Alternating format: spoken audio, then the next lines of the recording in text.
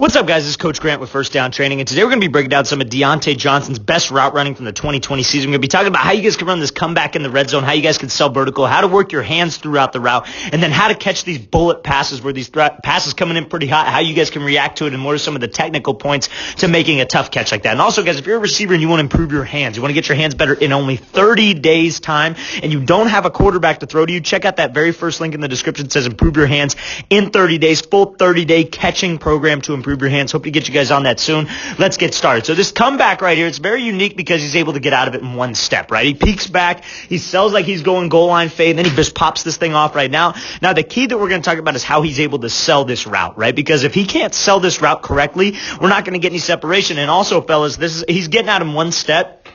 We'll play at full speed, but when you guys are doing this 15, 16 yards downfield, this is impossible to do to get out in one step, okay? If you guys try to do this running full speed, you're going to hurt yourself. You're going to have to drop your hips just a little bit more, but because he's kind of changing up the tempo, because he's in a short yardage situation, he can just get out in one cut, right? And it's actually faster to get out like that, right? Obviously, but the main thing we're going to focus on is selling the route, right? So when I come off the line of scrimmage here, anytime you guys got to run like a quick little goal line, like comeback, or maybe just like a quick little stop route, or even sometimes a slant, selling with your eyes and selling like this ball is going to be coming straight over the top is one of the best things you can do to get some separation on this DB, especially when he's inside shade, right? Because if you guys threaten him off the line, maybe you give him a quick jab, he kind of gets this little hesitation, skip, then he bursts up to the outside. But peeking back with your eyes, acting like you're looking for this ball coming over the shoulder is this DB's biggest threat. Because what's a DB's biggest fear when he's in this goal line situation? He's on the outside, he's on this island right here, manned up, man coverage right here, is getting beat on a jump ball, not being able to react to it, right? So I got to make sure that I close the distance. I got to sell this thing.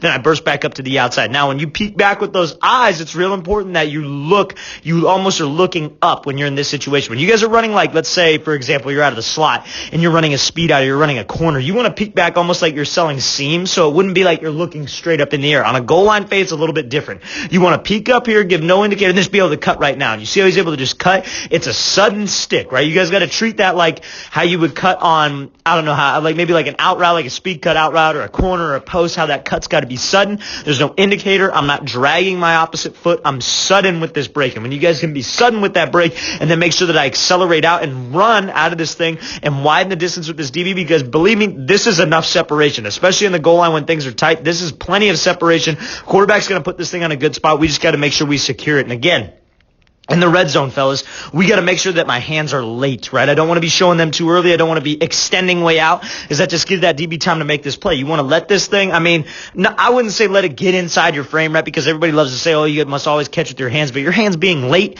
and you securing this thing when you're in traffic like this is a great way to make sure that you make a play on this ball, okay? Because that doesn't allow the DB to have time to react to your hands. Watch the thing again, full speed one more time. So he comes off here, gives that little peek back, breaks this thing off, and make sure we accelerate out. Great job by DIONTAE Johnson. Now we're going to be talking about hand technique at the top of the route, right? So again, he's taking this like outside release fade. Quarterback just gives him a chance right here. Again, this is tough because when you come off the line of scrimmage here and you take this DB to the outside, right, you're getting walled to the sideline.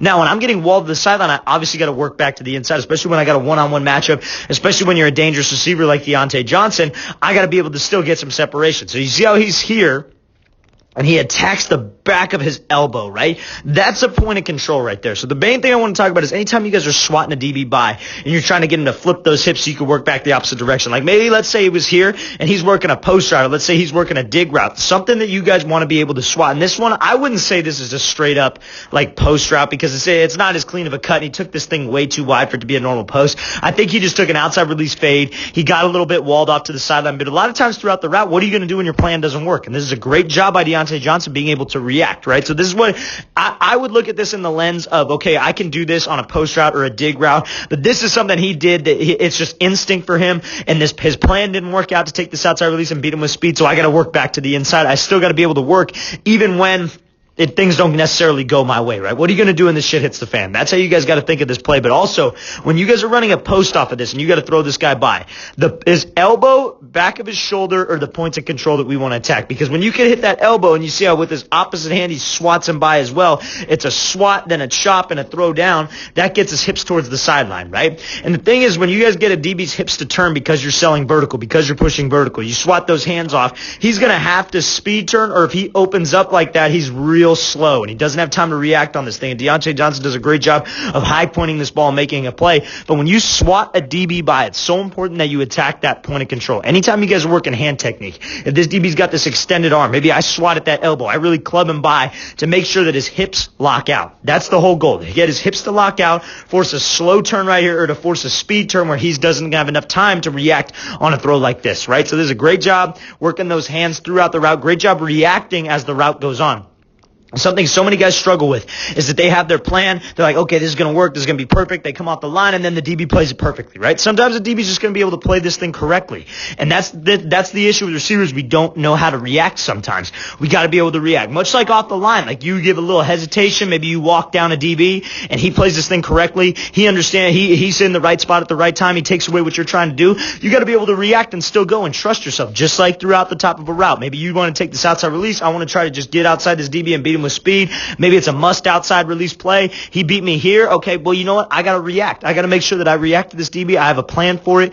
Instinct takes over when it comes to swatting those hands. Elbows, back of the shoulder is the point of control that you want to attack when you got to swat a DB by. Let's watch this thing full speed again one more time. Again, taking up to the outside, swat him by, chop that hand, and go up and make this play. Great route by DIONTAE Johnson. So now we're going to be talking about how you guys can react to this like bullet type pass. Great reactionary skills here by DIONTAE Johnson. So now, there's a question, surprisingly, that I wouldn't assume that this is a question I get asked a lot, but I get this asked a ton, and I haven't really covered it, which is rare. And how do you catch bullet passes? I get that asked all the time. I'm assuming it's from maybe younger receivers and high school receivers that ask me that.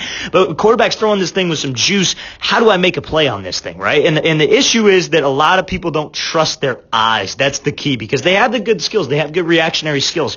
But the short answer to this is going to be just your eyes. You want to trust your eyes. You want to make sure that you're able to make this catch and your eyes go to this ball. That's number one. Your eyes always got to trust this thing. If your eyes don't trust this thing, or you don't trust your eyes, you're not going to be able to make a play. But this hand-eye coordination where you're able to react quick with your hands is built, right? So everybody asks, how do I get better at that? Improving your hand-eye coordination and trusting your eyes on those hard passes, especially coming over the middle where the quarterback throws this dot. You got to make sure that, okay, I get my hands up, obviously, right? And that comes from just repping these, quick little tennis ball drills, that program I talked in the very beginning about, where we give you all kinds of drills to work on your hand-eye coordination, grip strength, being confident in your hands, number one. But your eyes are so dang important when it comes to catching, right? What changed me when it came to catching was I thought of this, that you want to see the ball hit your hands, right? And I had a coach who would tell us, like, when you tuck the ball, you should be able to tell whoever threw it to you if you see the laces or no laces. So it forces you to keep that eye as close as you can on that ball. Now, again, everybody says that from day one, Pee-wee football. Hey, keep your eye on the ball. Keep your eye on the ball. Baseball, keep your eye on the ball, right? Everybody says that. But what does that actually mean, right? It's about finding those key little trigger words that help you. So some people like to say picture frame. I know a lot of guys that I work with, they like the word picture frame. Picture frame processes for them, right? So you want to catch that thing in that picture frame. You want to have that football be the only thing in your line of vision. That's the only thing that's in your line of eyes. Not the football and this defender over here, not the football and then the sideline over here. It's just the football. That's the only thing in your line of vision. You're focused on it for a split second, and you make sure that you see that thing. Now, another thing that I teach is you should be able to tell me if you see laces or no laces on the catch, and then it goes straight to the tuck. So trusting your eyes on these bullet passes and having good hand-eye coordination. That's how you get better at that. Let's watch this thing again full speed. Great job getting his head around, number one. When you guys snap your head around, you should always be ready for that ball in a quick scenario, especially when it's zone coverage and that quarterback's going to try to beat the coverage with the ball. Okay, so that's how you get better at that. All right, guys, I really want to thank you for watching. I really appreciate it. If you guys have any questions at all, leave those in the comments. I'll get back to you as soon as possible. And also, guys, if you want to get better hands, you don't have a quarterback to throw to you, perfect program below. Very first link in the description. It says improve your hands in 30 days. I'll see you guys next time.